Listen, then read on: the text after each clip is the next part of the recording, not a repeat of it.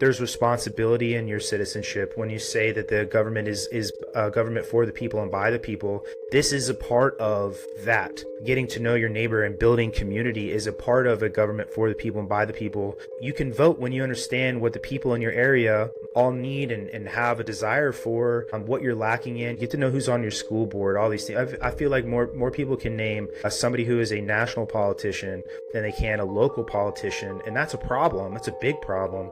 And this is one of those things where it's like J.D. Vance on his interview with Joe Rogan, one of the things he said was that the left seems to think that they can engender change from the top down, and that's not how it happens. And anytime you're doing change management, you have to have something called buy-in, and the left doesn't have buy-in. They think they can force buy-in, and that's what patriotism is it's buy-in, and that starts here, and that for the people, by the people government is this is part of that process, and we've lost that. Let's go!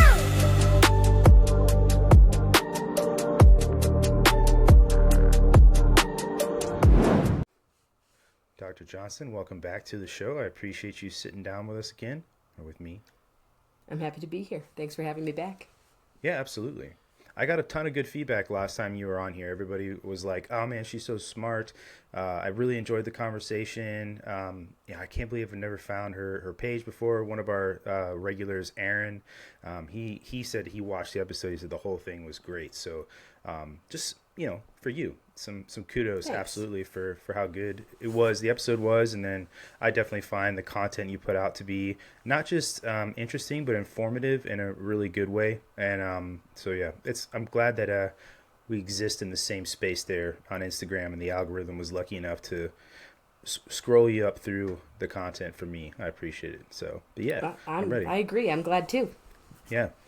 So you have now started your own podcast. You're doing a podcast called This Constitution. You sort of briefed us about it last time, but you hadn't started it yet. How's that going? Oh, good. We just finished recording the first season. It hasn't come out, the entire first season, but it's all recorded, and then we will start releasing the second season in February. There will be some interesting interim material from some fairly prominent political scientists in January, and then we got to think up a season 2. But season 1 was so simple, the powers of the presidency. Yeah. No, I feel like it probably won't be very hard for you to come up with an idea for season 2. An area of American history that I've always felt like not a lot of people know enough about, including myself, is the Restoration period. And I've always found that to be a very interesting and dramatic period of American history. So I know that if you did season 2 on that, I would definitely listen very intently. So I'll have to run that by Matthew, see what he thinks. Yeah, I don't think that's a bad idea. Just my 2 cents. But the conversation we're having tonight, I think, is going to be a good one, too. You had mentioned talking about potential partisan realignment, the Rust Belt, you said, party shift, coalitions, Reagan versus Trump Republicans, and then voter motivations. So I think in this conversation, one of the things that's probably going to come up is aliens at some point, illegal aliens. But I did, for the sake of our listeners, want to ask you if you saw the UAP briefings there in Congress the other day, and if you had any thoughts on it. I'm just kind of curious what you think. I didn't. I'm sorry. No, I didn't. I didn't watch it. Frankly, I haven't looked much beyond my papers for grading in the past few weeks. Right. Okay. What do you think? Why don't you tell me about it? Tell me about it. Yeah. No, it was the confirmation of the program Immaculate Constellation. And essentially that the U.S. government acknowledged that there are intelligences that are not from this planet. And I find that language to be really interesting, because they don't necessarily say off planet, in that it comes from maybe somewhere that's interstellar or within our own solar system. A lot of the people that spend their time in this arena and are some of the leading voices on it definitely hint at like interdimensionality, which is totally nothing to do with this conversation that we're going to have. But so I don't know, it's very, very interesting, but it definitely is that's going to be, it's the new frontier, I think, for a lot of the conversations people are going to be having. I mean, it would change everything if something came out tomorrow and landed there in Utah, for you, and you got to see it. change everything. Yeah, I have zero expertise in Yeah, kind of alien intelligences or anything right. like that. But I did find it interesting. There's kind of a bipartisan push to get more information out Mm-hmm. of defense and intelligence agencies. Right. So what does Congress not know? What information are they not privy Mm-hmm. to? I also have a hard time believing that the American government could keep anything that secret. But Yeah. Having I'm generally open to the idea. But yeah. I have no special knowledge on this. No, I totally agree with that. People always say to me, like, "Oh, well, the government is doing this," and I'm like, "Well, I have worked for the government for almost 20 years in the Air Force. I'm gonna tell you right now, it is not that organized. So these elaborate conspiracies that people come up with, I'm like, I'm gonna tell you right now, somebody would say something first and foremost, and I guarantee you, the government is a lot more disorganized than you realize, and that the movies say it is.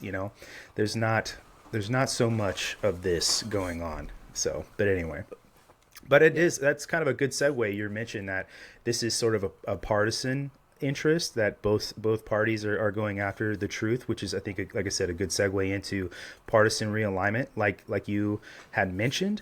I think I have a lot of thoughts on why this election went the way it did, and I'm sure you do too. And a lot of my thoughts, I think, are probably more, they might be different than yours, but I think that a lot of my thoughts on this, they're not that different than they were the last time President Trump won the election. I don't think they're that different. I think that there's some failure, a lot of failure, mostly that rests with the left on not having their pulse on most Americans. And I think that's pretty evident with the Electoral College vote, and then the fact that Trump won the popular vote, which is an interesting thing too. But let's talk about sort of the some of the realignments of the 20th century, right? That you could probably speak more to. I did some research when you had mentioned this and looked, and that there's three primary ones that I found. New Deal coalition from the 1930s to the 1960s, obviously FDR, the Civil Rights era realignment, 1960s to the 1980s, and then the Reagan realignment and the way he won and took over the presidency from Carter. That might be a good jumping off point to talk about just some of the evolving differences and changes that have happened over time. And I'll say one more thing, and then I'll turn it over to you. But I find it sort of interesting that are you familiar with the term punctuated equilibrium? Yes. Yeah. So how, for everybody listening, essentially that things that evolve, they don't go through a continuous process of evolution, that there's stasis for a long period of time, and then typically something happens and rapidly that sort of changes. I think that is a really good way to look at this sort of evolution of partisan politics, that there is a lot of stasis, at least in our politics, and then something happens, right? So I would say the last huge crazy thing that happened was Donald Trump getting elected in 2016, and then a lot changed. I mean, would you agree with that? No, that is true. There's something really interesting to this. We think of tightly contested elections, swings back and forth as the norm, and it's not the norm in American Right. history. The norm is really one party dominance. That doesn't mean there's just one party. It means they really dominate presidential elections. And then there's a period where the party, either the second party dies and the first party splits in half, or the second party readjusts its coalition strategies and becomes competitive again. And then you have this competition. And then again, one party takes over and dominates. And that happens over and over and over again. There's only Yeah. a couple of periods of really intense, equal conflict between the political parties. And we're in it right now. So Definitely. this may feel normal, and it's not normal. Yeah, no, I agree. And for me personally, I think the reason why Joe Biden won in 2020, I think it had a lot to do with the mainstream media and the portrayal of Donald Trump and his administration. I think it had a lot to do with that. And I think that the mainstream media was very effective in putting forth a message that caused that shift that you were talking about, the back and forth here. To me, that is the primary hinge pivot on all of that. Do you think so, or do you think that there's something else there, like maybe just generally the American people were kind of sick and tired of Donald Trump? Or Well, I do think there's two things here.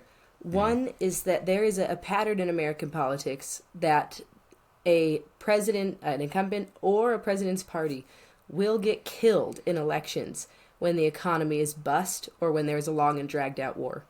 So Democrats are panicking end of 2019, beginning of 2020, because the economy is doing so well, and that bodes very well for the incumbent. Now, I don't actually think we should give any president that much credit for the economy, but whatever. Then COVID strikes, and the economy goes kapoof. And there's also the Black Lives Matter, and so there's this kind of social unrest. Compare that to 2024. The American economy is globally kind of an all-star economy, but psychologically it doesn't feel that way for Americans. You always punish an incumbent president or his party when the economy goes bust. So there's just some simple laws of American politics going against Joe Biden here. So that's step one. And then step two is coalitions. Political parties live or die based on coalitions. It's like that shell game where you're like, guess where the peanut is under the shell or whatever. Yeah. That's how political parties operate in a two-party system. They are constantly morphing and evolving to win over coalitions strong enough to win elections. And Donald Trump's coalition in 2016, his voter base is not the same as his voter base in 2024. He got he got smart on coalition building in that interim period. So he loses voters in 2024 among 65 plus. That was a key demographic for him the first time around. Definitely. He loses support among white college-educated women. That's a key demographic for him. Not key, an important demographic for him. In 2016. But he makes gains, several million voters worth of gains, in other really important demographics. Low propensity voters, young men ages 18 to 30. Latino voters he wins over, and a good chunk of black men. So he's winning over these key demographics, building new coalitions, really taking over unions as well, or at least the majority of the Teamsters Union actually supported, or members of the Teamsters Union actually supported Trump. So he's building these new coalitions.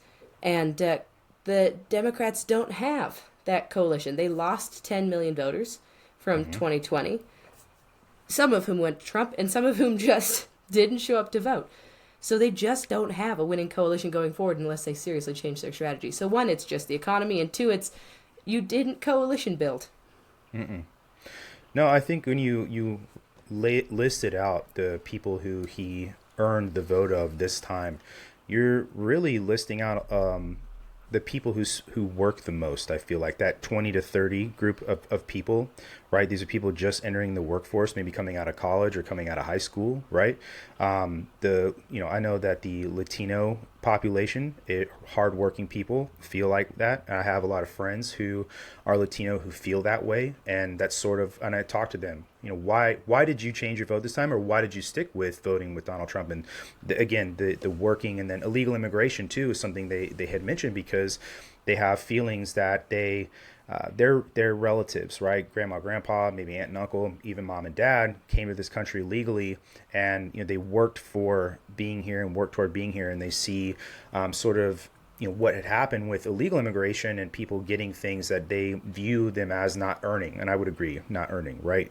So you kind of talk about people who are workers, and again, this goes back to the whole like populism thing, and the people, the blue collar population of people who appealed to Donald Trump this time, versus the last time you mentioned 65 plus, and I think that maybe the appeal was just looking at somebody who was their age, right? And somebody that the 65 plus people sort of grew up with, watching Donald Trump, being sort of this business mogul in New York City, all these TV shows. And so, with the boomer base, I guess, that sort of was the easy vote, but I also think too that the Democrats sort of appeal to the minority and this tyranny of the minority. And when I say the minority, I mean sort of the fringe of their party more than anything. And I also think that there's some willful ignorance with a lot of what Americans actually cared about this election year and the last couple of years. And it's so obvious. I see this question get asked, like, why did they lose? Why did they lose?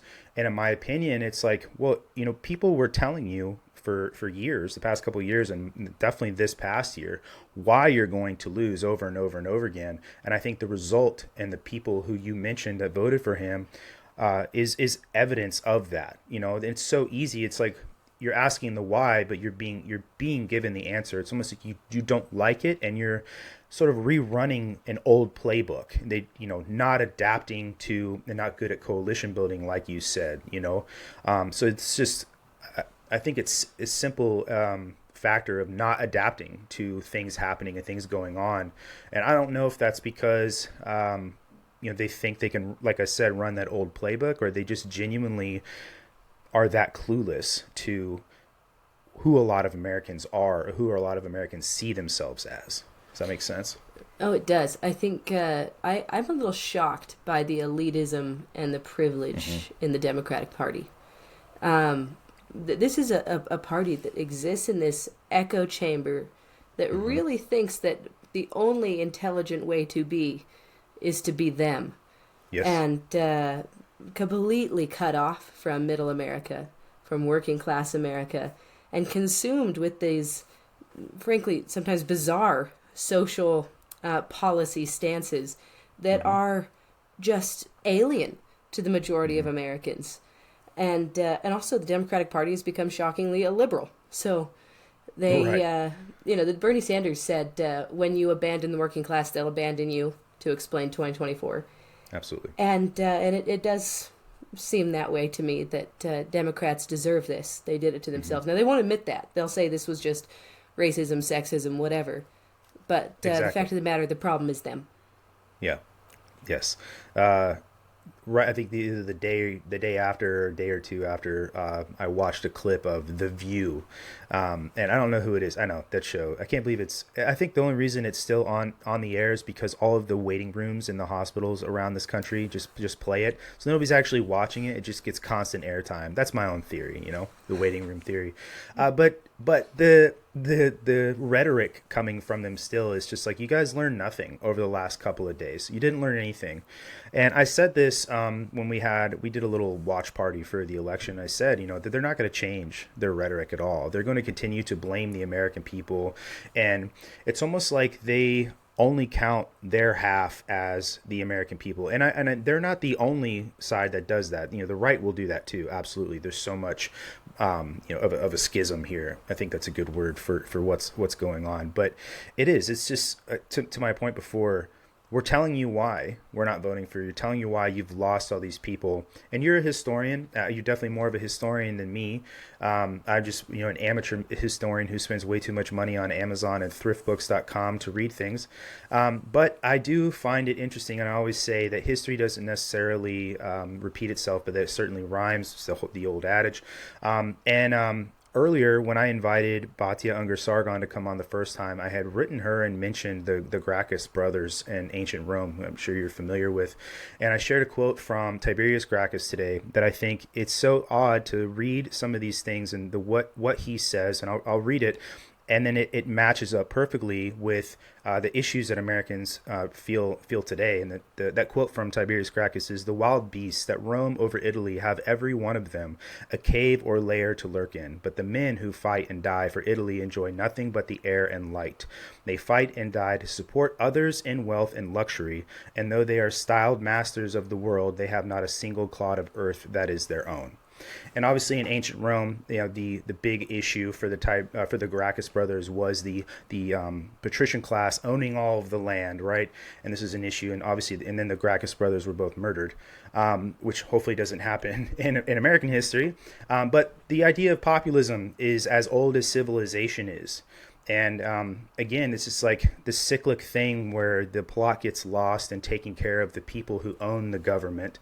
And then you see things like this happen. So it's almost like, what party is going to realize that the American people truly care about their country and their livelihood and their families more than they care about fringe things like somebody's sexuality or whatever, right? Whatever you want to say, that's fringe.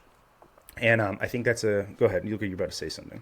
Oh, no. I was just going to say, I agree with you. These are themes that just keep repeating themselves. So we saw this in the early populist movement in the 1890s, right? These kind of Central Americans, and I should say Middle Americans, feeling totally abandoned by both political parties, which are so similar in policy, but just very tribal, North and South. And just two things to go back to. One, you mentioned that your you say you're just an amateur historian. I think we should probably not gatekeep on knowledge quite as much as we do. The difference between an amateur historian and a historian is just that one of them spent a lot of time and money to read books Sure. and not work, and the other person works and reads money and spends money and reads books. Sure. So there's no I don't know. Don't discount yourself. Then the second thing is there has been this idea that immigrants are a natural group for the Democratic Party. Mm-hmm. And I just think that is nuts when you're looking at the modern Democratic Party. Definitely. You can't tell me that, I mean, the biggest wave of immigrants coming across the border, some of the biggest waves are coming from West Africa, from India, Right. China, the Philippines. You can't Right. tell me that these people are going to give a thumbs up to your social agenda. They're going to don't. care about bread and butter issues. That's what they're going to care about. And that's what the Republicans are speaking to. And if you're going to, beat every Middle Eastern immigrant over the head with gender ideology, don't be surprised when they're not excited to vote for you. Right. They're only a natural demographic for you if you're saying things that actually appeal to them. And right now, the Republicans are speaking to demographic or to economic bread and butter concerns. And the Democrats, for whatever reason, couldn't manage to do that. Mm-hmm.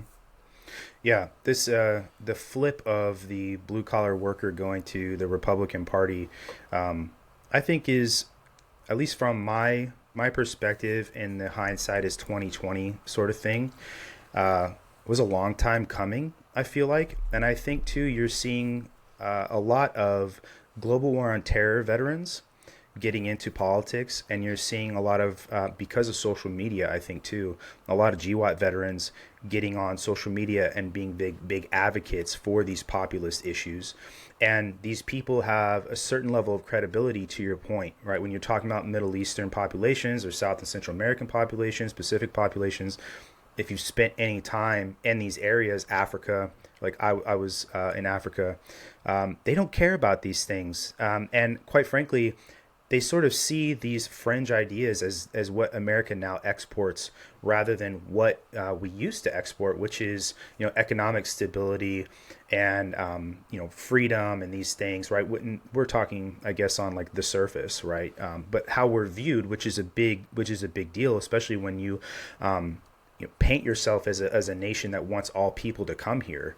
And so I think your point is profound, because they don't seem to understand, and I stick with the idea that they only try to appeal to this specific group of people who tend to be college educated, that don't have the understanding of what a working class American thinks. I think that degrees too have become so watered down through the course of, since NAFTA became a thing, right? Degrees mean a lot less. Everybody, I heard somebody say this one time, that the bachelor's degree is now the new associate's degree, and it's true. If you've ever tried to get into the workforce with a bachelor's degree, everybody has one, and it's almost like recommended now to go get a graduate degree. Whereas before, even 30 years ago, like getting a graduate degree was like, wow, that's great, and now it's sort of becoming commonplace. So there's all these watered down, it's a supply and demand. The college degree is watered down, and these people have I think they've sort of cornered themselves. The left has sort of cornered themselves in these very niche spots. They take up and die on these hills that don't appeal to most people, and have sort of gotten too comfortable in taking up these corners and dying on these hills, and thinking that just, everybody can't afford to buy groceries, or people are struggling to put gas in their car, all these things. They're going to continue to care about these things. So this is just Maslow's hierarchy of needs at play. Humans are humans no matter what. This is why, communism is so naive. There's human greed. That's why communism will always fail. You have the revolution, the dictatorship, the gradual dissolvement of the state, and then a moneyless, classless society, which will never happen, because human beings have the inherent need to compete, which means there's greed, right? So there's just like a naivete to the left. They don't seem to understand it. It just seems so blatantly obvious. You could almost prey on these ideas and take, take advantage of them, which is definitely what the right did. But I do think that it's not just I use the word prey on them, which is obviously inherently predatory, but I don't think it's predatory. I think that there's just enough people that think this way. There's the populist movement, especially with JD Vance, right? They seems to have a spokesperson, Vivek Ramaswamy, I think too, is somebody else that gets looked at in that way. I think it has a long-term foothold, at least until the economy starts to, if it does start to get better. I think that's a good place too to start talking about the differences in like Reagan and Trump. Like whenever obviously whatever you want to say to what I just said, but I find the differences and the similarities to be really interesting, especially with the shared enemy that everybody had in 1981 with the Soviet Union versus now this shared enemy of China, right? There's big differences there too. Right. I want to respond first, and then let's talk about the fusion versus Trump republicanism, which are two different animals. They are not the same iteration of the Republican Party at all. But first thing, in Kamala Harris's concession speech, which I found very impressive, by the way, she said, we don't owe loyalty to a president, but to the country and the Constitution. I remember. And that language I found so... I was so on board with that language. The Constitution. We are loyal to the Constitution, to the rule of law, to the country. As if these things are worth defending, are worthwhile. They do something good. And yet, a solid segment of the left has been telling us for decades that all of those things are not good and not worth defending. Correct. And so it's hard to hear that in the same, and I'm not accusing her of that, I'm just saying it's a hard... Yeah, generally. Right, it's hard for the left to say, care about the Constitution and the rule of law, when they've been systematically undermining reverence for those two things for decades.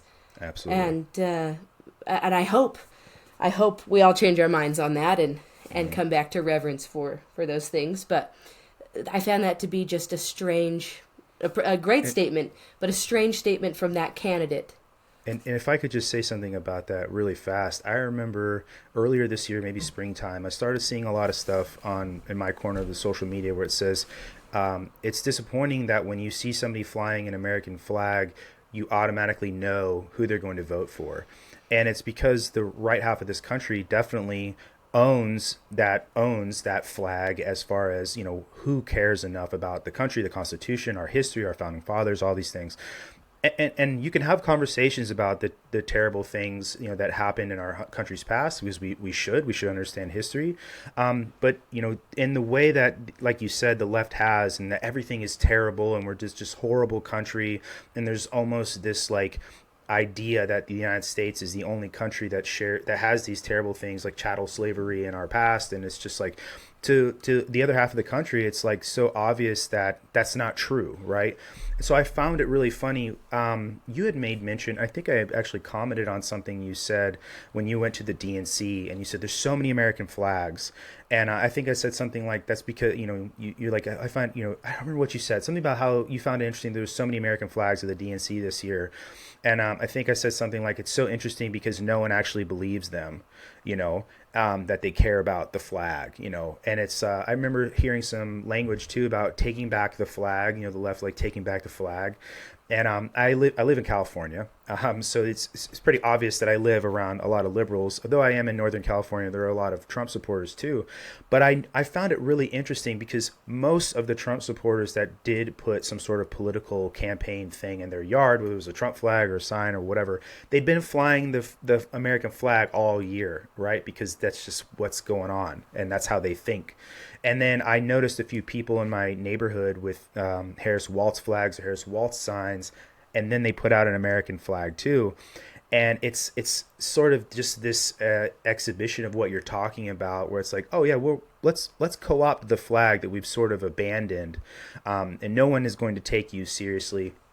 It's kind of like if you've ever worked someplace, or like when I was in the military, you have certain leaders where they don't care about things, and then to save face they say they do, and really, even though that's what you want to hear from them, it just erodes their credibility even more, because it's not true, and they're just trying to get something from you, whether it's garnering trust or to get you to do something or whatever. But I found that to be really interesting. I think your point is very cogent.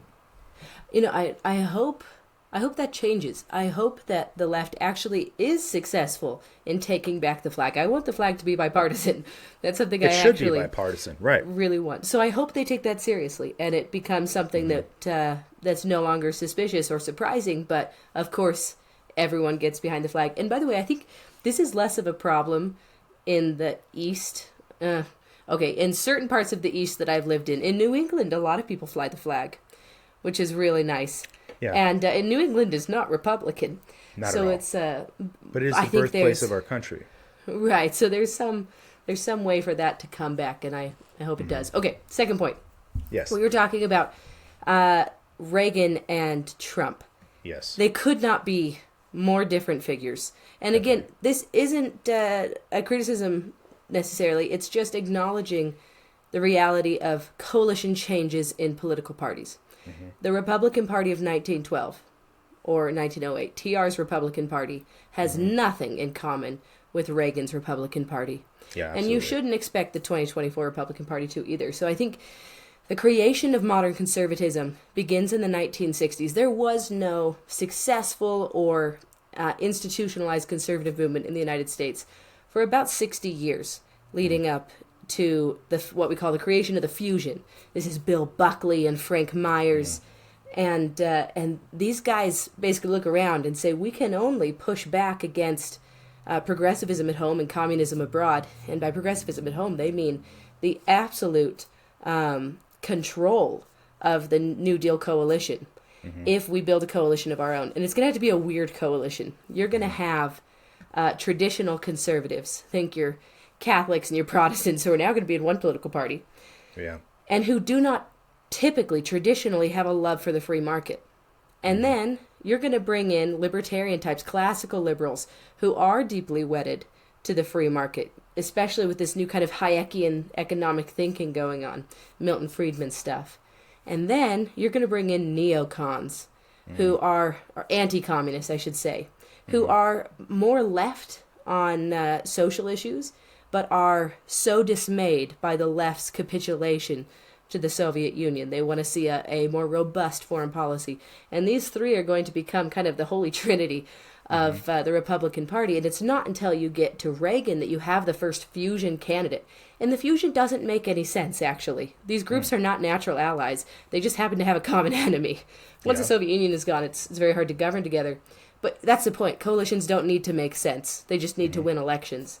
And that's what they do. They break up the FDR coalition and bring in a new era of a competitive Republican Party. Until the Soviet Union falls. And that common enemy is gone. And now they have to govern together. And how do you govern together if you fundamentally disagree on some key points?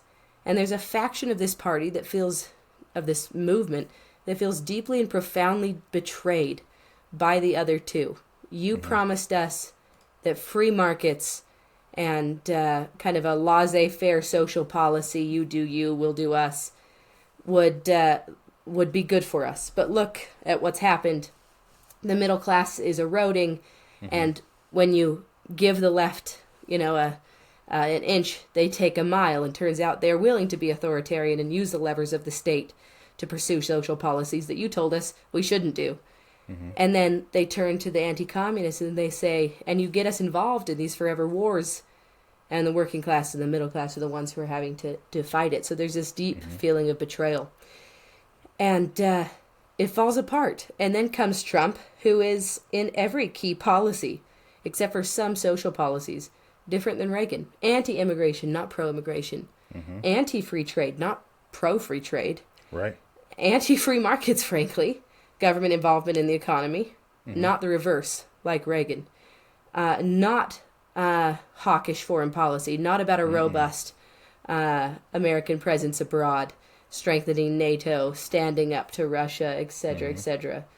Very different than Trump. The only thing they might share is some traditional value, social policy kind of stuff, though Reagan was much more serious about that than Donald Trump will ever be.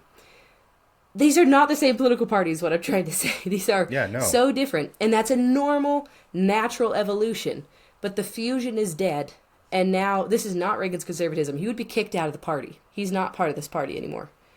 This is Trump's conservatism. And the question is, does it stay Trump republicanism? And I think the answer is yes. I think he's remade the party, and I think he's built a new coalition, and that includes the working class and the Rust Belt. And the other question is that going to have good impact? Is this going to be good for the country? And that's to be seen. But parties evolve, and Trump successfully forced an evolution. Yeah.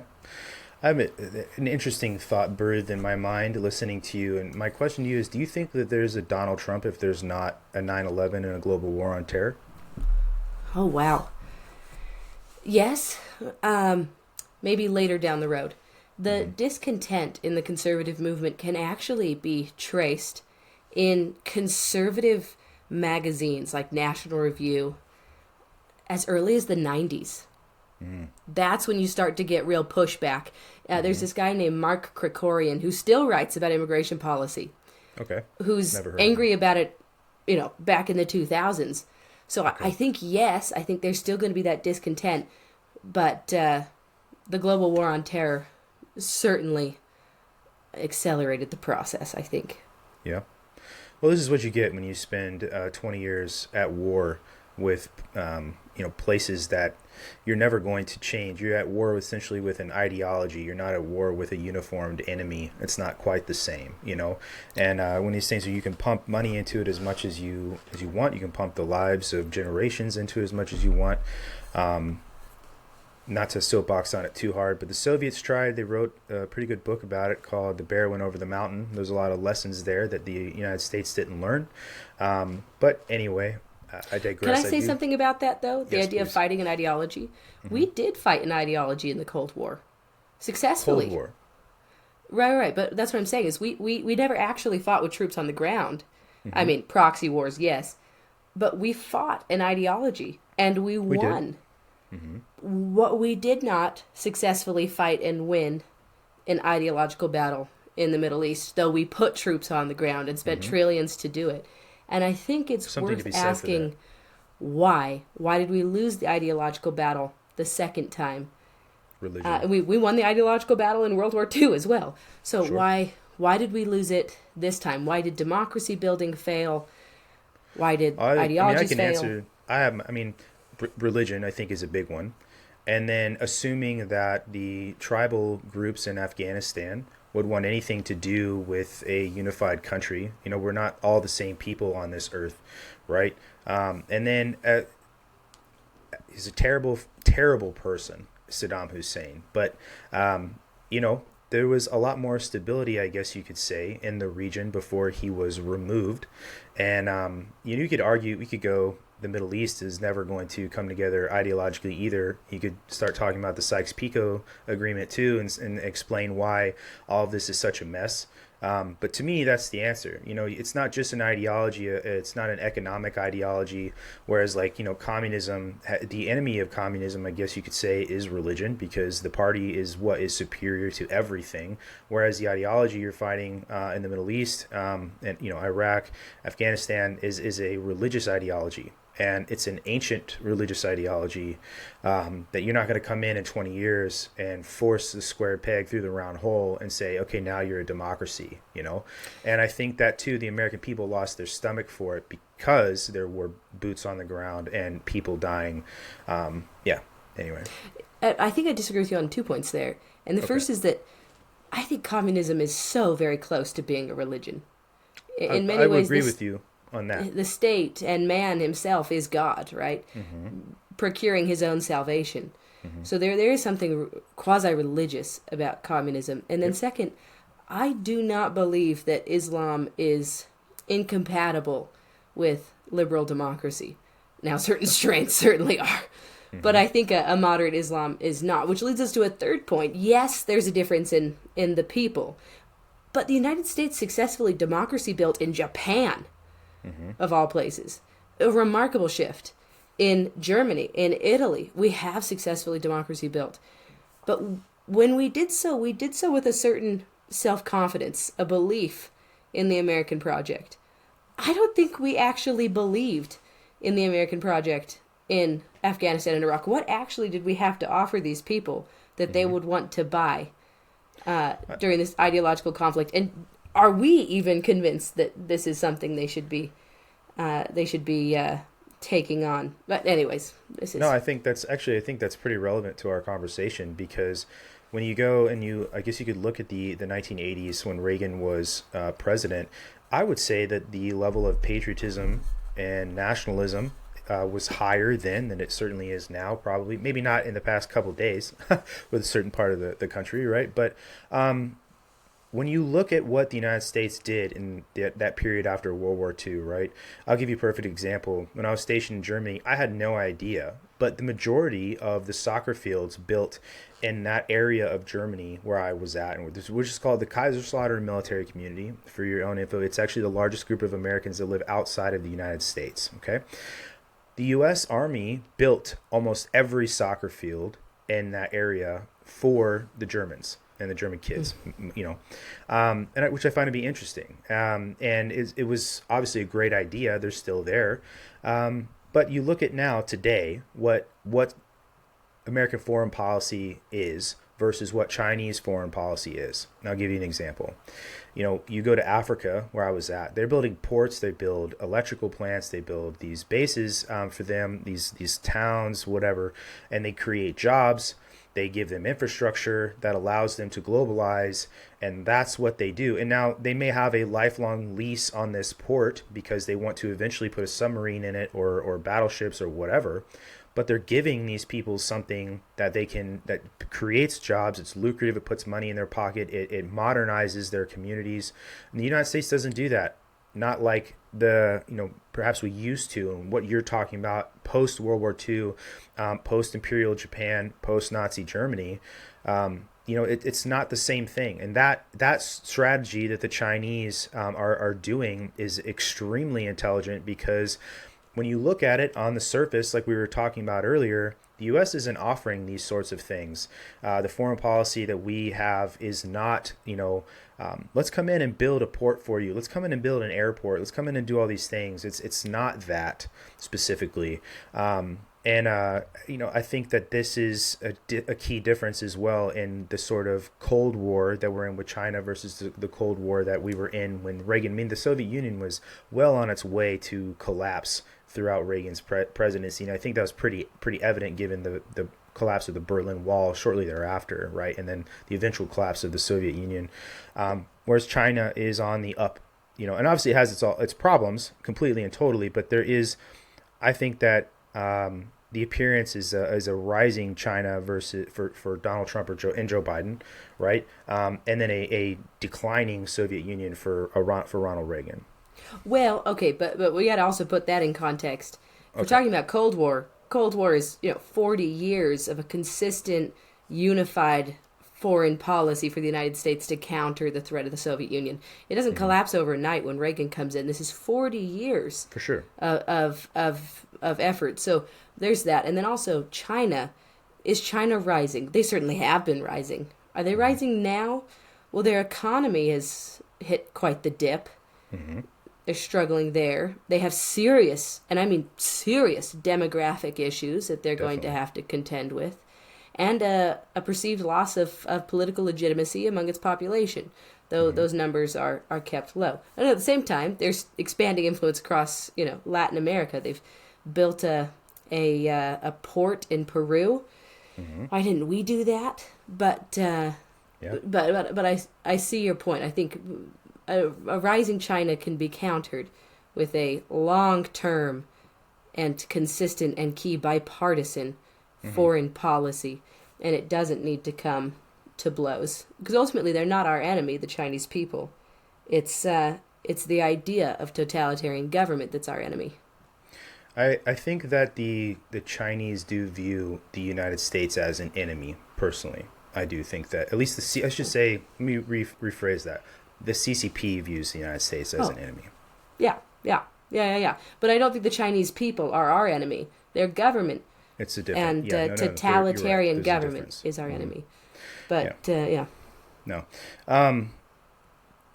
I would say that one of the key differences between Reagan and Trump for sure, like you said before, is economic nationalism, a return to that, and a move away, obviously, from NAFTA. There's the U.S., Mexico, Canada agreement, I believe is what it is, USMCA. And there's a focus on bringing jobs back to the United States. And obviously the hot button thing you see now, people talking about are tariffs, and Trump's comments on tariffs and all this. Do you think that there will be success in that? Or do you think no? Okay.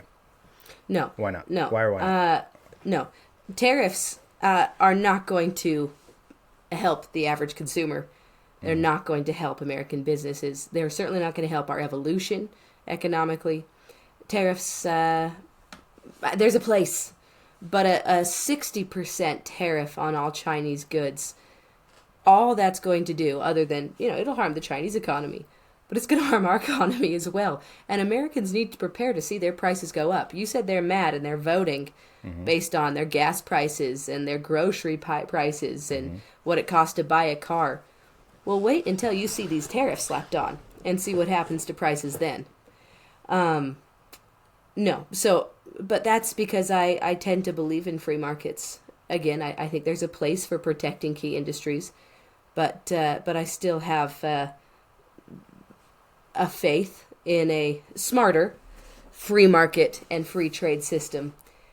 And I think he's making promises that will not translate into gains in the American wallet. Mm-hmm.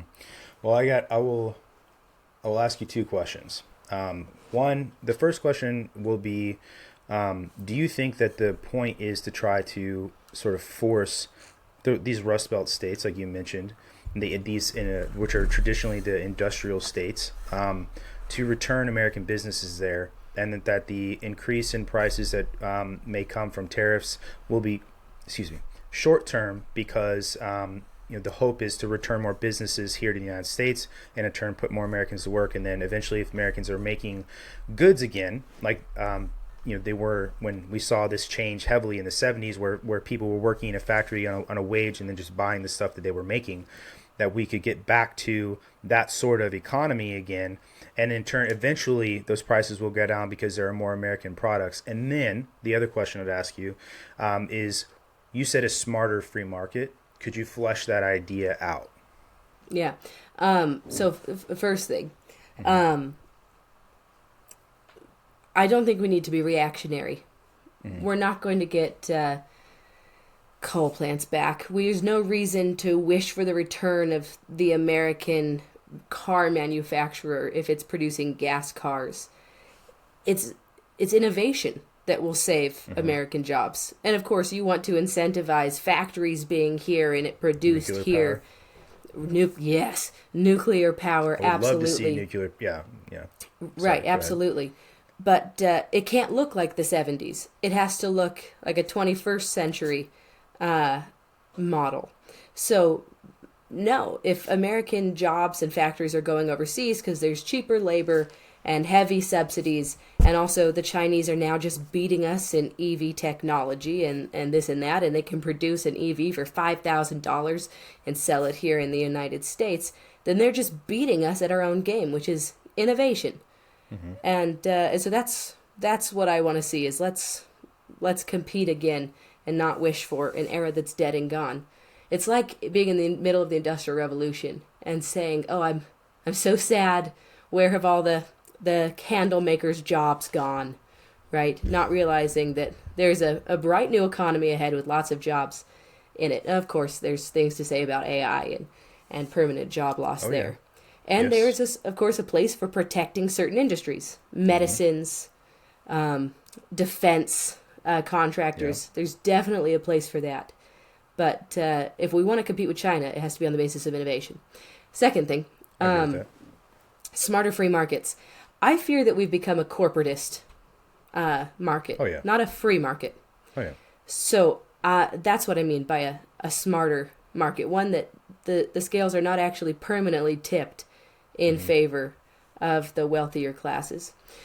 So that's what I mean by that. It's not a deep or profound statement, just I don't actually think we have a free market. I think we have a corporate market. So do you think then, well, obviously Trump can't be president again, but obviously they're going to plan on somebody to replace him, whoever that ends up being, that something like these tariffs could cost them an election or even midterms. Let's talk midterms. I mean, that's just as important or could be even more important than the presidential election of 4 years. Let's ask this question. Do you think it costs them voters? And then what do you think they have to do to keep this sort of same energy into midterms to maintain control of the House and the Senate? So the first thing you're going to come up against is the midterm effect, which is another one of those laws of nature in American politics. The president's party, almost always, I mean, there's just so few exceptions, loses seats in the House of Representatives in a midterm year. Either because there is a lack of interest because the president's on the ballot, or because you're seeking to punish the president. The honeymoon era is over. You're looking to punish the president via his party in the House. The same effect doesn't occur in the Senate because only 1/3 of the Senate is up for election at any time. So it's harder for that effect. So let's say House Republicans are going to have a very, very slim margin. They will lose seats in 2026. They'll probably lose enough seats to flip to the Democrats in 2026. That's not guaranteed, but probably. They will lose some kind of seats. You're saying historically this is sort of how it goes, trend-wise. Historically, this is how it goes. Yeah. You see it in 2010. You see it in 2018. You see it in 2022.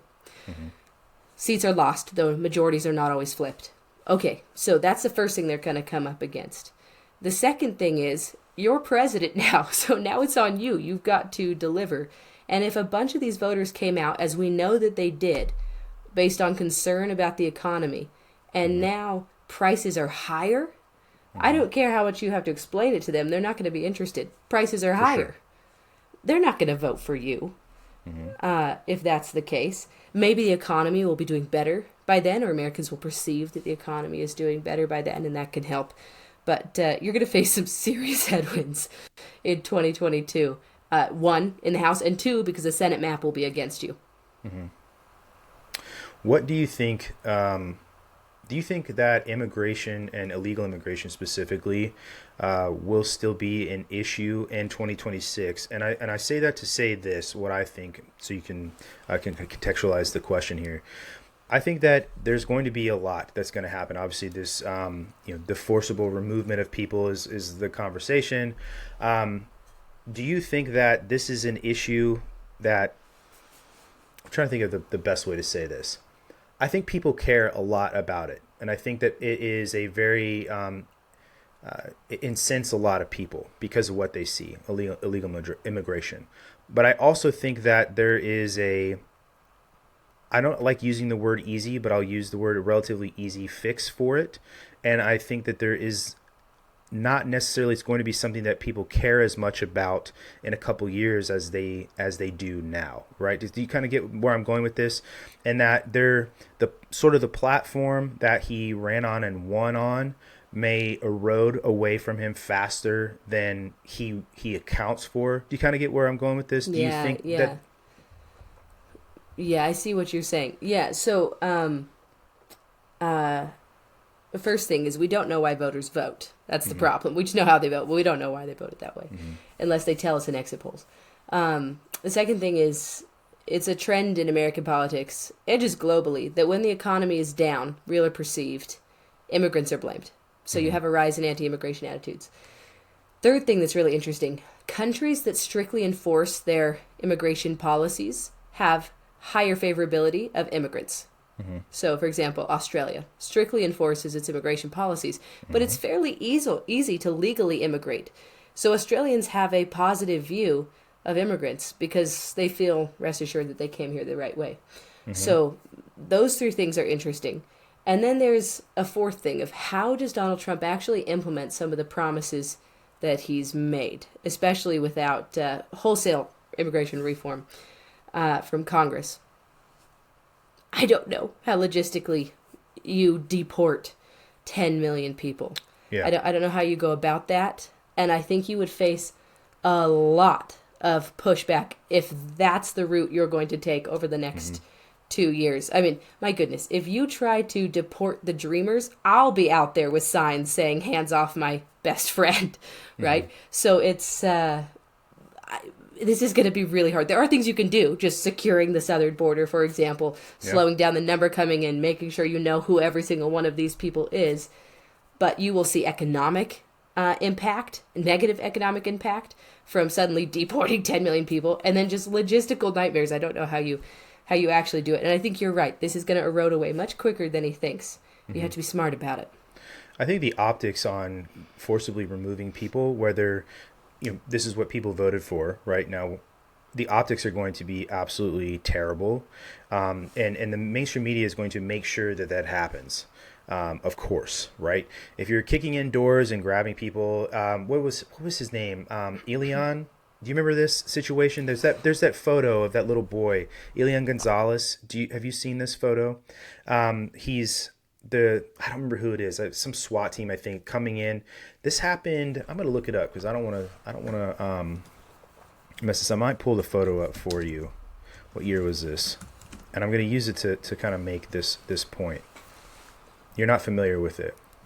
Yeah. Well, while you're looking this up, here's something to think about. What happens to housing prices if a bunch of construction workers are deported? Yeah. No. Hey, have listen. Enough construction It's workers. true. This photo. Have you seen this photo? I haven't, but my goodness, that is that says something. It does, right? And so this is kind of what I'm getting at when I say optics-wise. So this was that little boy's Elian Gonzalez. This happened in 1999. So that video of him is basically him being grabbed and then he was deported from the country. It was in Miami, right? So that one photo was pretty dramatic. It's pretty dramatic, and it caused a lot of issues. Like seeing this terrified child hiding in a closet and a man with a gun coming into the room. And that's what I mean when I say optics-wise. Like that's what it's going to look like, and it's not going to have good press with even the people that voted for this, right? Because there's just some things people can stomach when they don't look at it, and then that stomach goes away for it when they are looking at it. Does that make sense? So I think that is going to cause a lot of issues, even with people that voted for him this time, once they sort of realize what is going on, if indeed that's what happens. But my question to you, we're talking about like shifting political parties and the sort of pendulum swing back and forth. But do you think that there's room for another party in the United States?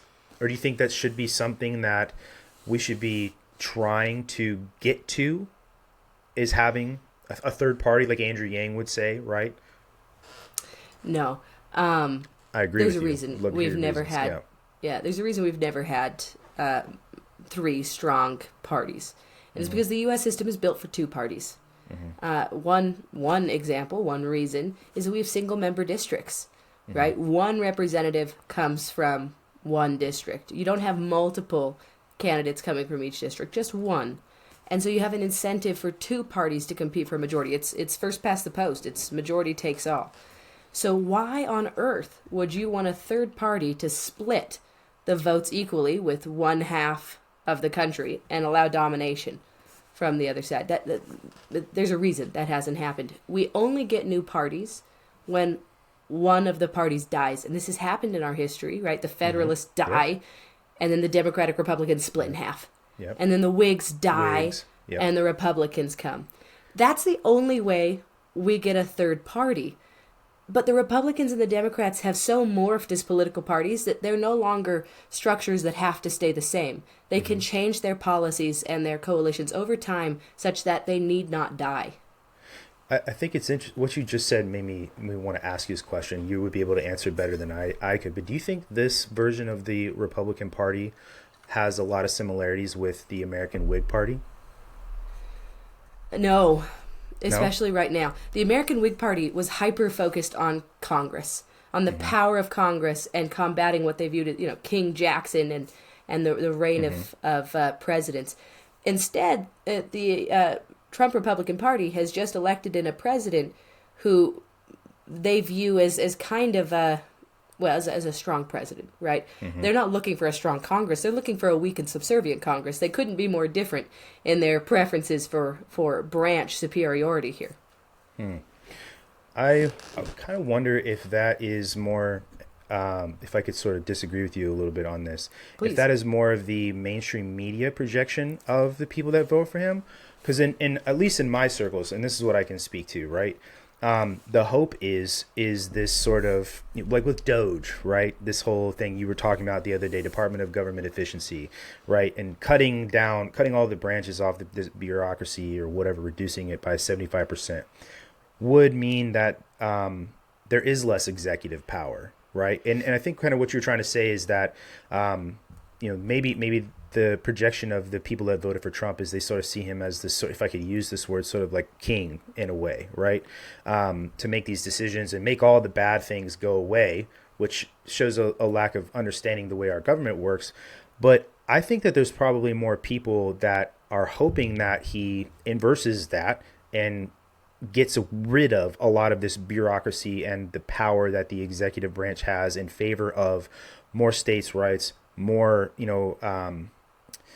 involvement from the American, that ownership of we the people. That's at least the perception of from my view, right. POV, right? Well, let's look at what he's actually doing. Mm-hmm. So one thing Trump is calling for right now is recess appointments. Mm-hmm. Why on earth would you want recess appointments except that you don't want a check from the Senate, a constitutional check from the Senate, to slow down your policy wishes? Mm-hmm. That is executive strength. That's a strong executive. It's not a weak executive. And it's a strange thing to hope that someone who is so clearly in favor of strong president tactics mm-hmm. will somehow reduce long-term the power of the presidency. That's mm-hmm. not how that works. So if you want to decrease the size of the executive branch, you need to look to Congress. That's where mm-hmm. you need to look. You need to empower Congress, get them thinking institutionally and combative with the executive branch. First, in just conducting their oversight powers, which they've neglected simply from mm-hmm. sheer size of or sheer lack of staff and expertise. If you want to cut departments, you need to look at Congress, mm-hmm. not at the presidency. So you don't look to the source of the problem to fix the problem. Look to Congress. No doubt. That's our weak branch. And Trump isn't in Congress, and Trump is systematically weakening Congress. So. Mm-hmm. So that's, I don't want a subservient Republican Party in Congress. I want a robust and competitive Republican Party in Congress that will take on the executive branch because I want Congress to be strong again. I'm the Whig here, not Donald Trump. Well, I'll ask you this then. Why do you think that there's this perception that there will be more of a laissez-faire interaction between the executive and Congress then? Well, explain to me what you mean by that. Well, I think it's sort of the idea with American First politicians. Obviously, the whole foreign wars thing, that piece, of course, we want to stop foreign wars, turn all that money and that energy back in the United States. But that those people are more pro states' rights and states' power than whatever the neocon Republican Party and the Democrats definitely have going on. And to me, I look at a lot of the people that are getting involved in what's going on and what is to transpire here soon tend to be more America First conservatives, right? And that is, like I said, more of a and maybe I'm using this term wrong, right? And so correct me if I am wrong. You would know better. You would know better than me. When I said laissez-faire, like hands-off executive power, hands-off with Congress, that is what the America First Party's sort of goal is. One of their goals. So when you say hands-off executive power, like the executive isn't getting involved, kind of stuff, right? Like stays out. Oh, okay, I see. Sorry. Okay. Sorry for the states. confusion. No. I understand. Okay, so state power and federalism. Historically, both political parties will use states' rights and federalism when it benefits them, mm-hmm. and not when it doesn't benefit. One of my favorite examples of this is on same-sex marriage, right? Mm-hmm. For years, the Democrats would say marriage is a states issue. And then the minute they get a national majority, boom, they want a national protection for same-sex marriage. And the Republicans will switch their view at that point and say it was always a states issue. We've always said it was a states issue. Mm-hmm. So I'm just a little suspicious of states' rights claims kind of stuff. But yeah, absolutely. We're such a massive country. States actually need to have more power to make more efficient effective government. So 100% on board for that. But if you want to stop foreign wars, for example, look to Congress. If you want to cut government departments, look to Congress. If you want to cut government spending, look to Congress. You don't look to the presidency for these things. This is what you look to Congress for. And it worries me that we have congressional Republicans saying, do whatever Donald Trump asks you to do. Mm-hmm. He's in charge. Confirm anyone he wants. Do anything he says. That's not the job of Congress. And I'm really an institutionalist here. I want a robust and competitive Congress to stand up to a president, like the Democrats did to FDR when he wanted to pack the courts. Mm-hmm. That's what I want. Is if you are willing to go beyond constitutional bounds to get your means, allow a president to exceed constitutional bounds to accomplish your goals, you've lost the plot. Mm-hmm. You've lost the Constitution. You have to accept slow change if that's what it takes, and if that's what preserves constitutional structures. But maybe I'm old-fashioned like that. Maybe I'm too institutionalist. But I'm scared by the idea that you would go beyond constitutional bounds and say it's justified by the ends. But you've lost the Constitution in the process. Mm-hmm. The last time we talked, I remember we talked about Lincoln and sort of the liberties he took with the Constitution. It was very much a ask forgiveness later sort of thing. Go ahead. I think you probably already know where I'm going. Mm-hmm. Yeah, well, and I have a big well on this. Please. I do not believe that Lincoln did a single unconstitutional thing. You did say that last time. I remember. Yeah, and I really mean this. And Lincoln did not believe that he did a single unconstitutional thing. Right. Did he push the presidency to its absolute limits during our most existential crisis? Yes, he did. We are not in that moment. We are not in a civil war. We're not in that moment. And also the key is everything he did was constitutional. There are certain powers that crisis gives a president that do not exist during non-existential crisis kind of moments. Mm-hmm. So, gosh, I adore Lincoln. I wouldn't use him as a precedent here. Yeah, I would agree with you. The stakes aren't as high, that's for sure. I would wonder why do we get your thoughts on this? The left is definitely viewed as the more warhawk party where they were not before. Where do you think that change happened? And do you think that they truly believe? I don't, and I'm just going to ask. And I'm going to preface that by saying I'm not that naive, but that they actually think they're preserving American hegemony around the world by, example, pumping money into Ukraine, right, versus prolonging a war that is just going to wipe out generations of Ukrainian men. Do you think that they actually think that is what's going on? And then when did they shift? And do you think that a shift away from that could be more expedient than people think? Okay, so when did this shift happen? I've been thinking about this too, and it's bizarre. You go from 2008 Republicans as the hawks, and then suddenly by 2016, 2020, it's flipped. And I actually think you see this from the Cold War, right? Okay. In the Cold War, both Democrats and Republicans were equally committed to, not equally necessarily, but were committed to waging the Cold War and to winning.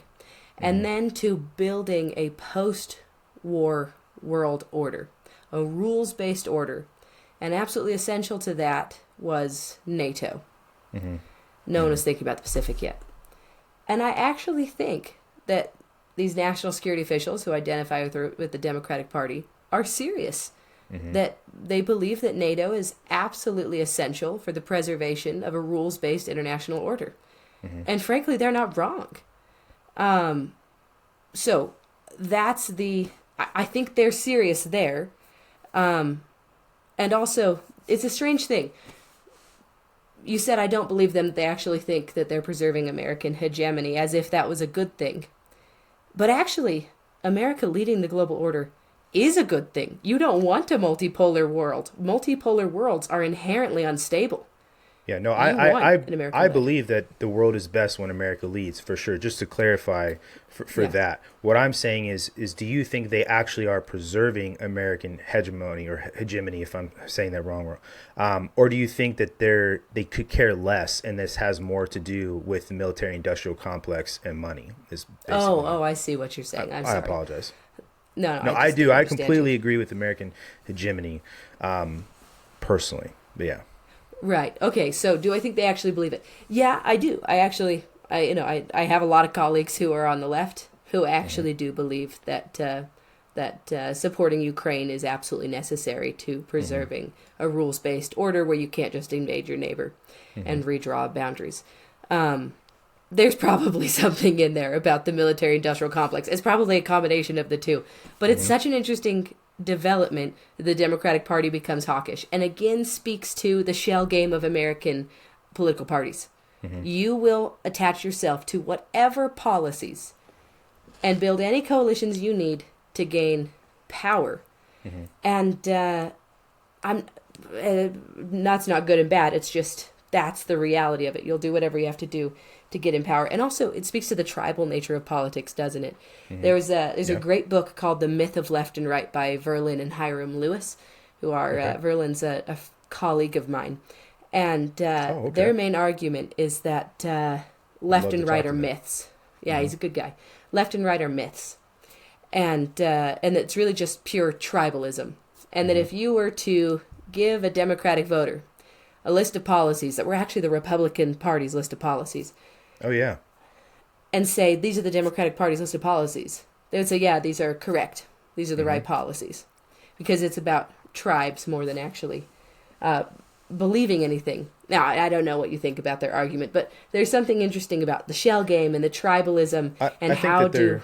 Yeah. I think they're spot on, because I mean, I've seen these videos where people go around and they read off Donald Trump quotes to Hillary Clinton supporters, and the Hillary Clinton supporters are like, "Oh yeah, absolutely," and they say, "Oh well, do you think that Donald Trump would say that or think that way?" And they say, "Absolutely not," And so I think that is 100% the truth. Their point, your colleague in that book, that I think that it is. It's just tribalism more than anything.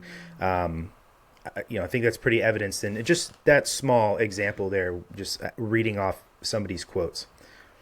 Yeah, but I guess we can't push this too far, because there are also legitimate grievances. Oh yeah. Veterans, right? Veterans of the global war on terror who have some legitimate grievances, and they're not doing one thing or the other because of pure tribalism. They're just angry that neither party seems to have cared. Yeah. No, definitely. I mean, you see, like I said before, GWAT veterans are getting a lot more involved in politics, and I think they need to be, quite frankly. There are more, obviously, just by virtue of the march of time. This is the largest group of combat veterans in the United States is veterans who are millennials, and it's interesting too, because most millennials tend to lean more left, and definitely Gen Z leans more left.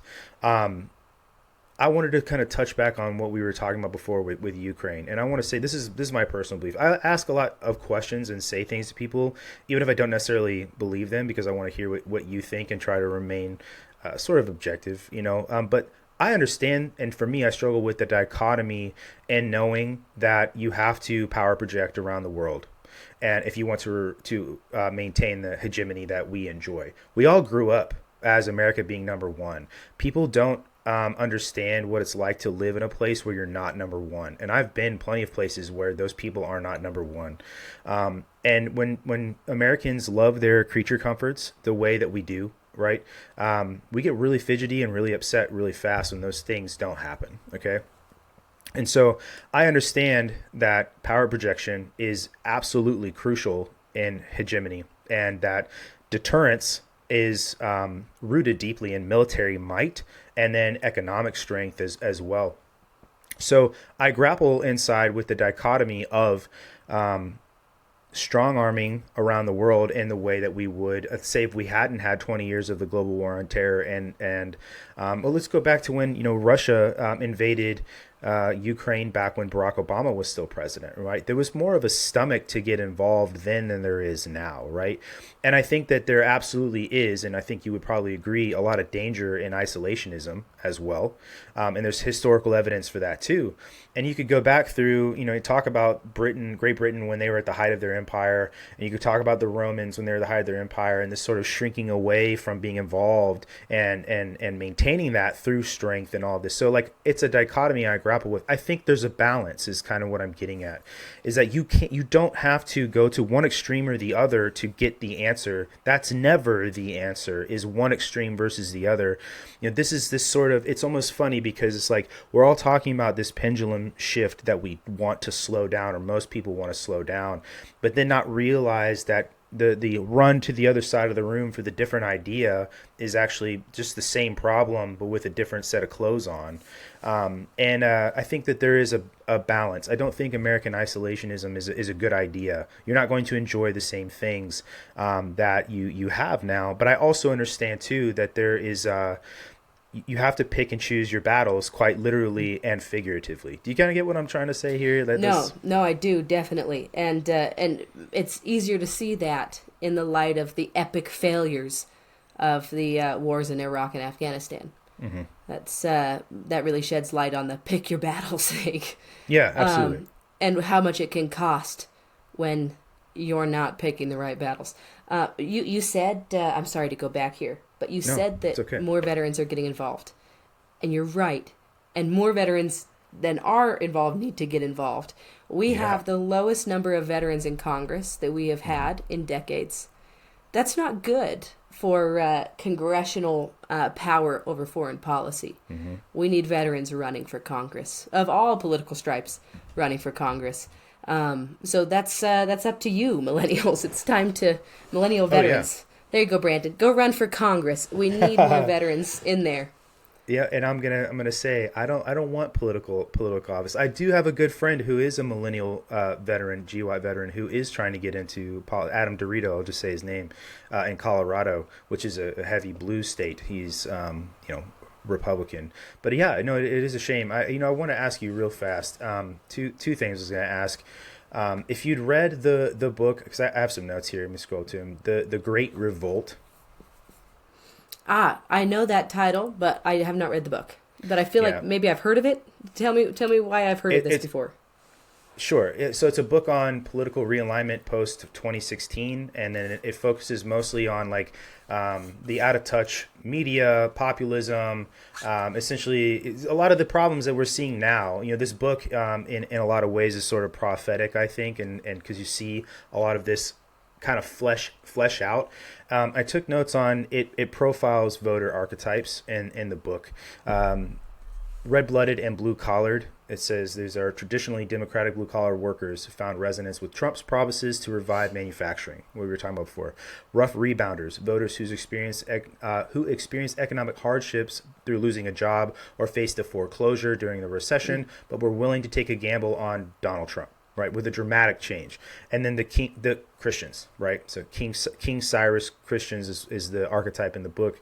Evangelical Christians who saw Trump as a flawed but necessary instrument to achieve broader goals, such as conservative judges is one of the things in the book. Mm-hmm. I was kind of asking you, do you think that there can be a long-term successful conservative version of populism? And then, because you do know better than me, has there been an example of that in American history? And if there is, could you explain that? Oh, that's a very interesting question. Can there be a successful American conservative populism? Well, yeah, if it has taken over one of the two major political parties and it wins over sufficient coalitions and keeps those coalitions, then yes, it can stay powerful. I don't think the left or the right has a natural grasp on working class voters or populist economics.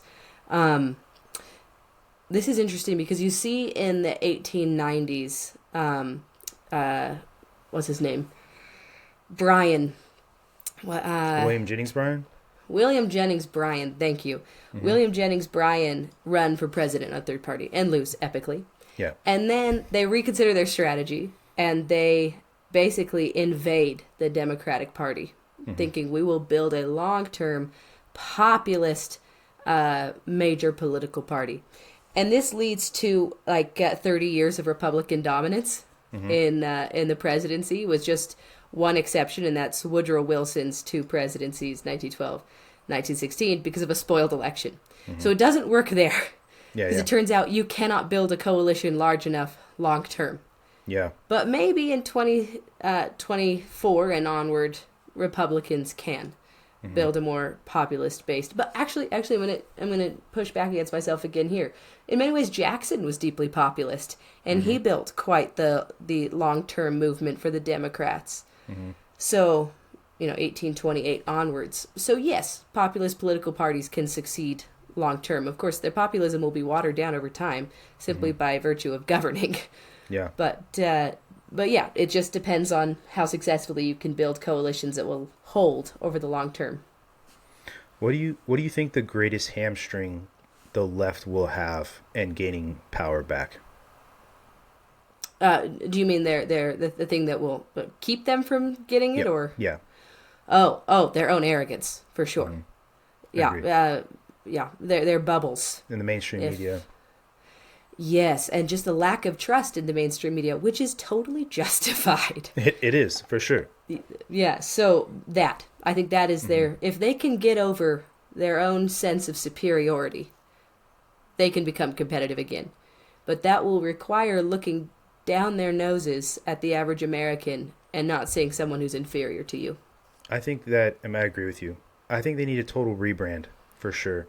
And I think that they have to I think that the media absolutely is left.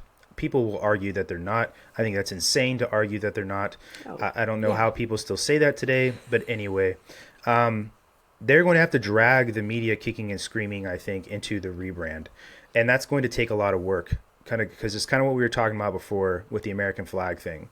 No one is going to take you seriously, and it's only going to erode your credibility even further. And there's a consistency that you would have to maintain that I don't have the faith in them to maintain. I don't have the faith in a lot of people to maintain a level of consistency like that. Do you think there's a future where that is successful, this rebranding and then dragging the media into that rebranding? Oh gosh, I don't know. You kind of saw huge questions for you. You kind of maybe saw a step towards it with Jeff Bezos preventing a Washington Post endorsement of Kamala Harris. Yeah. Which I had a similar thought when that happened. Yeah. Right. Maybe that's an attempt to regain trust as a neutral source. Not that endorsement would have helped Kamala Harris at all. No. So maybe there's something there for them. I worry about kind of fragmentation of media and that actually leading to more extreme media types. Everyone just going and getting their media from whatever side appeals to them. So I actually see us going more in that direction. I hope we rebuild some kind of common media structure, because otherwise I don't know how we're going to speak to each other. You spoke about the American flags again, and something I was thinking about is every country needs a healthy patriotism. You absolutely must have it. And by patriotism, I mean a rational and emotional attachment to your country sufficient to garner sacrifice, whether that's just like recycling or picking up trash or joining the PTA or serving in the military on the big side, right? Yeah. But sacrifice, that's what you're looking for. And if you cannot maintain a healthy patriotism, you will get an ugly patriotism, because people don't want to hear that that their country, their identity, their history is evil. So if you stomp on healthy patriotism long enough, don't be surprised when you get the extreme. So I want a resurgence in a healthy patriotism on the left and on the right. I love that you said that. I've said something similar to that, but not as eloquently as you just did. But the left is to blame for the ugliness they see, and obviously people are responsible for their own actions, right? If you do something terrible that's racially or religiously biased, that's on you completely and totally. But I do think that people feel like they're given license by things like the media or politicians, stamping on good patriotism, right? Or saying like the entire American experiment is terrible because of Jim Crow and because of chattel slavery, whatever excuse you want to give. It certainly is not a terrible experiment at all. Nothing is without its problems. But I totally agree with you. I've said that before, that this sort of rhetoric creates this because people feel the need to run to the extreme of it because it's personal. It's something that people take. It's like their livelihood. It's part of their identity. When you sit there and you say these things, people take it as a character attack on them. And I think that is, again, a motivation for why so many people went out and voted for Donald Trump, because they felt personally attacked when their identity as Americans feels attacked, And I think that what you said is totally and wholesale correct, and that the left, that would be almost a good place for the left to begin, I think. Because earlier you said too that they're not liberal at all, and I mean you're right. The most glaring way they're not liberal is their attacks on free speech. Free speech is a primary tenet it's a first principle tenet of liberalism, is free speech. And the party they are does not resemble that in any way, shape, or form. Yeah, well, let's start with just a resurgence of liberalism, by which I really mean like founding era liberalism, just in individual souls.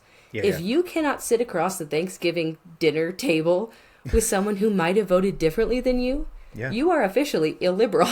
There's a problem there. I think that's the level we have to start at, is a resurgence of liberalism in each person's soul, a tolerance for different opinions and for discomfort, and a complete rejection of the politics of salvation and righteousness being attached to your political views.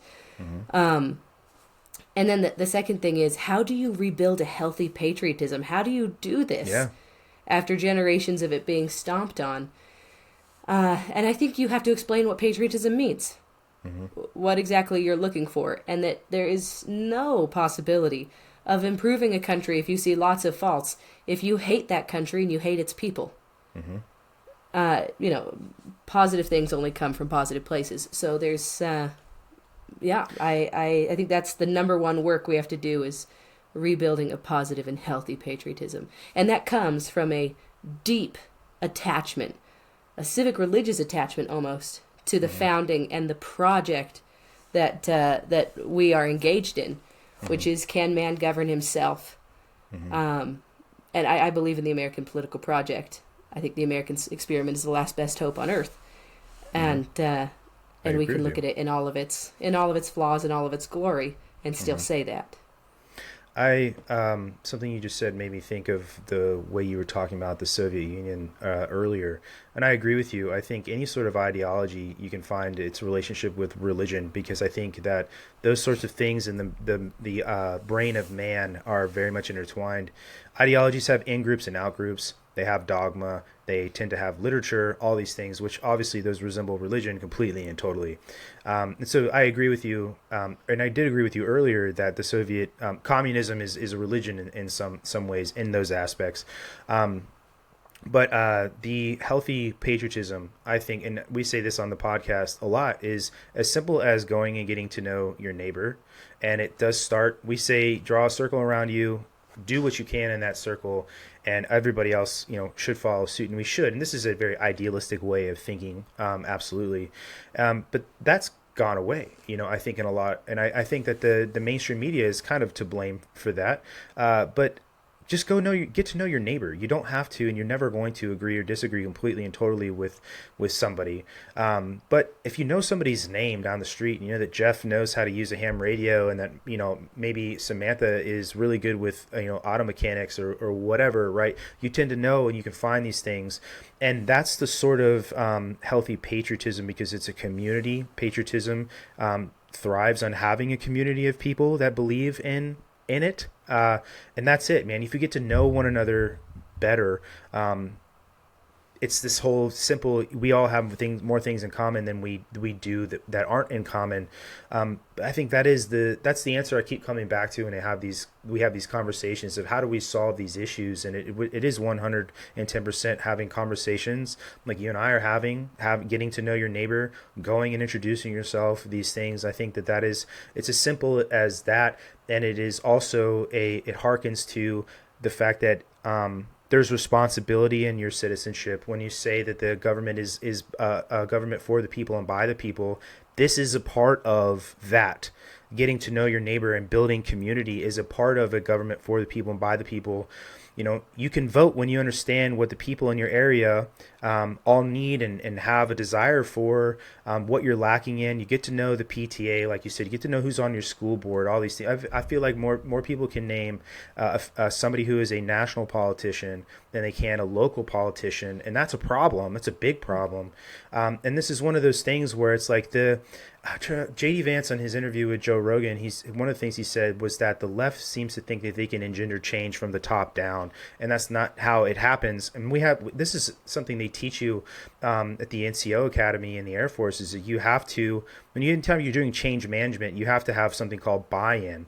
And the left doesn't have buy-in. They think they can force buy-in, and that's what patriotism is it's buy-in, and that starts here, and that for the people, by the people government is this is part of that process, and we've lost that completely. Oh, well said. I agree. Appreciate that. Yeah.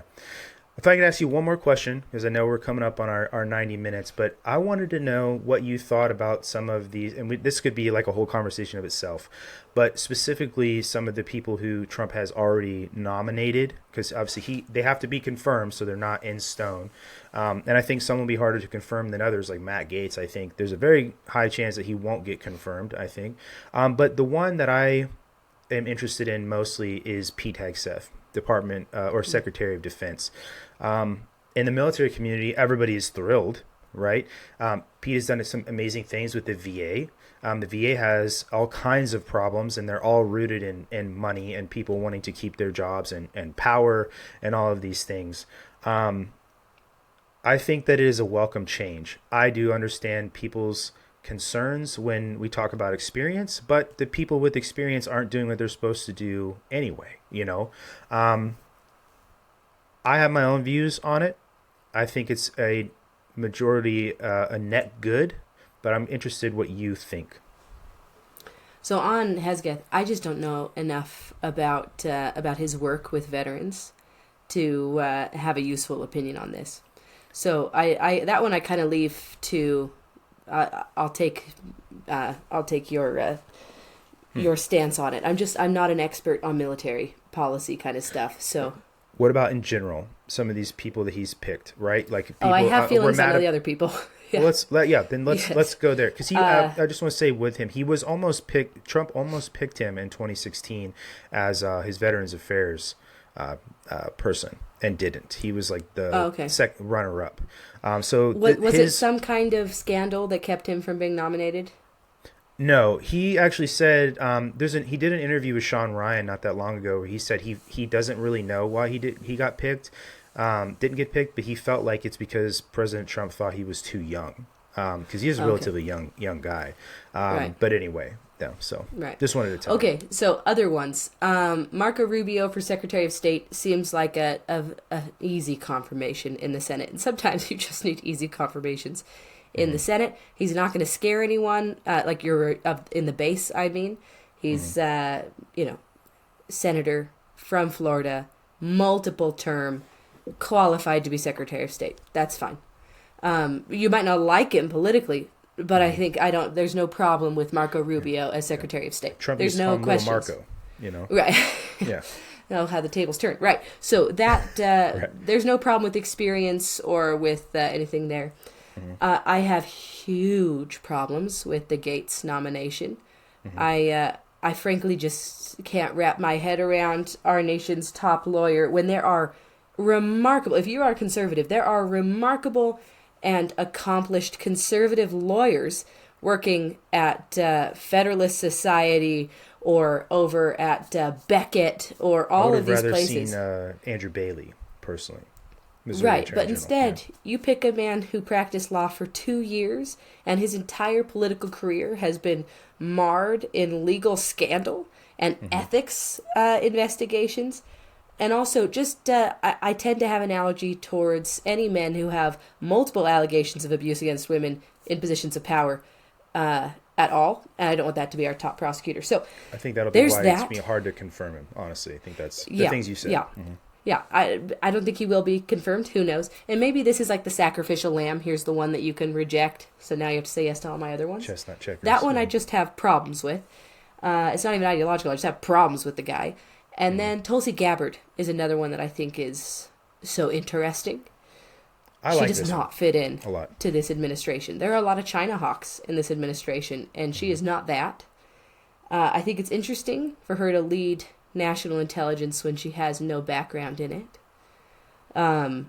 That's going to be quite a job for her. I have questions about some of her actions in the Middle East, particularly in Syria, with Bashar al-Assad.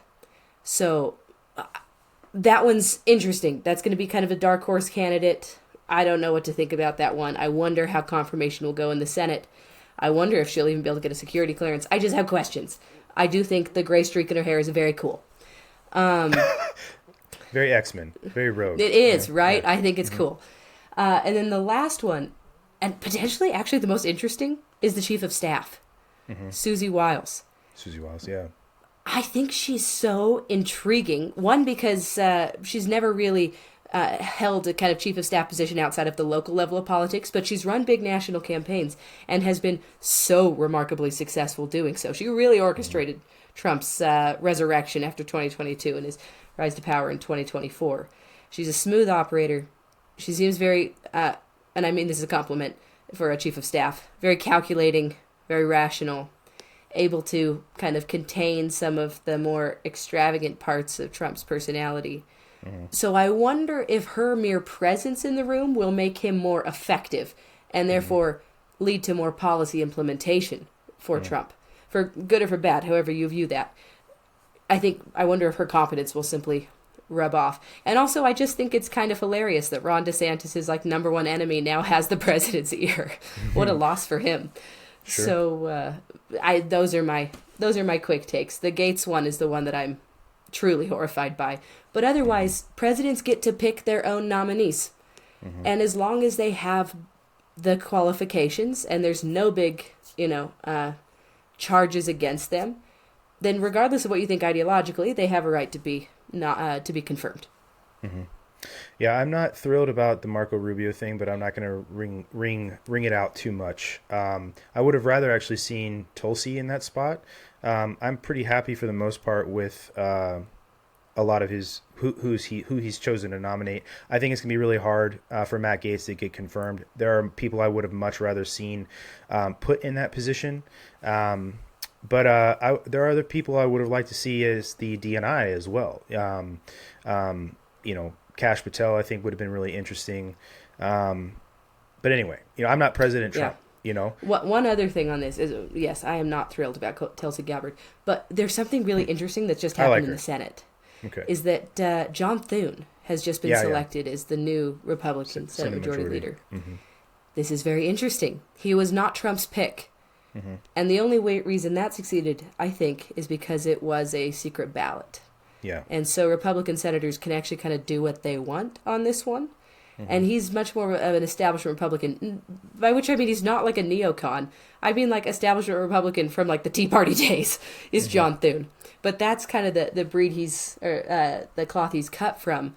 So this should be interesting in the Senate now that he is Senate Majority Leader, how Trump will interact. Because a big part of his job is going to be interacting with Republican leadership.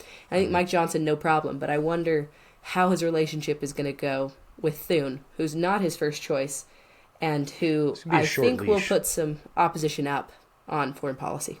Mm-hmm. Yeah, I think he'll have a pretty short leash, honestly, which is why that decision doesn't really, or that situation doesn't really concern me that much. Because I didn't, the secret ballot thing obviously rubbed a lot of people the wrong way. It was seen in a very negative light. Go ahead. It always happens like this. This is actually a good thing. Right. These are Cloak Senate and dagger, procedures. as always. These are Senate procedures. There's a reason you vote secretly. This is and to your point, it is a sign of the institution working, right?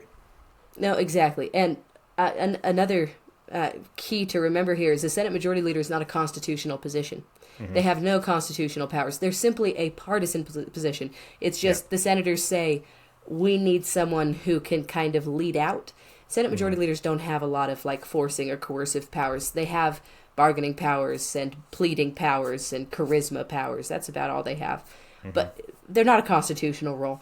So this is not a concern, the way they selected their leader. It's how it is done, and it's about Republican governance in the Senate for a non-constitutional position. Yeah. Well, I actually absolutely love talking to you. And then I think one of the biggest reasons why I love talking to you is because we don't see eye to eye on everything. And I like hearing other ideas, and I don't ever want to become an echo chamber for anything. It's why I like having people who think differently than me on. And I say that to say that I really appreciate your time again coming on and talking to us, or talking to me, and being on our podcast, I should say. I learn a lot listening to you. I think that you have a very a poignant way of making points, and you're very intelligent. So I enjoy these conversations because I learn, and I think the people that listen to us learn. And I'm glad that people hear other sides of things, because like I said, I don't want to be an echo chamber for any sort of idea or person. Anyway, that's it. I just, sincerely appreciate you coming on and talking to me again.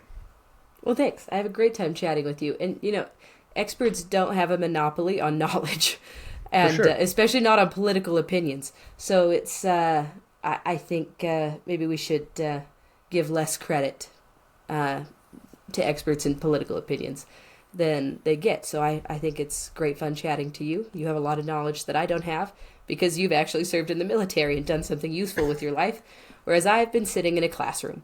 So I appreciate that.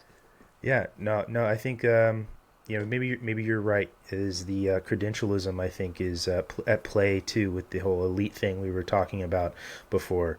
But why don't you go ahead and let everybody listening know where they can find you, and we'll wrap up. Yeah, you can find me Savvy Politics, that's SAVY Politics, on Instagram. I post every couple of days. And then on This Constitution, anywhere you get your podcast, which is a podcast which is run by Utah Valley University's Center for Constitutional Studies. Great. Well, thank you again for coming on, Dr. Johnston. And I'll plug our sponsors. Please check them out in the show notes: Kill Cliff, Protect, The Light Sleeper, Skull and Crossbeans Coffee, and Redefine Violence. All in the show notes, all the discount codes are there.